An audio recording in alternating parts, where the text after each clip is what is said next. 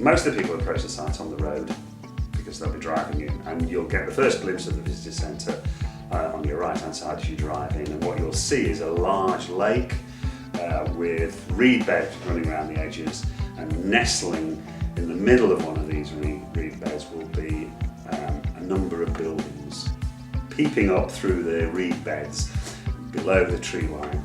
That will be your first glimpse, and hopefully reflected on the water as well, so you get this rather spectacular view. As you drive to the car park, it disappears because the car park's hidden behind an embankment.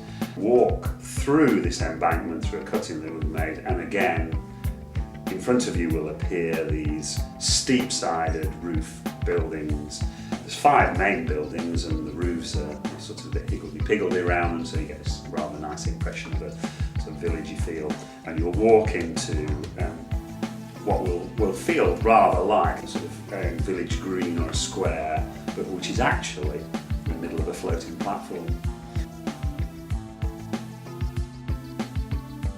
Half of the floating platform will be in the reed bed, and then the southern half of the platform will be sticking out of the reed bed, surrounded just by open water.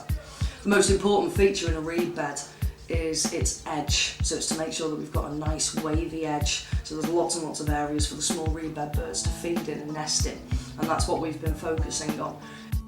We put up a polytunnel and wanted to experiment. If we bought reed off-site, it could get quite costly. So we thought a couple of years ago, we'll do a bit of an experiment, see if we can't propagate on site ourselves.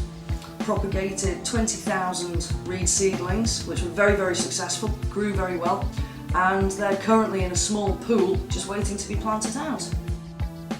Had the visitor centre not been built, we may not necessarily have secured the funding to build the reed bed in this part of the lake, and we would have ended up making do with what's already there. And this has allowed us to drain the lake, fiddle about with it, put in the infrastructure that we believe the wildlife will find the most useful, and then raise the water levels again, knowing that we've done our best in that area.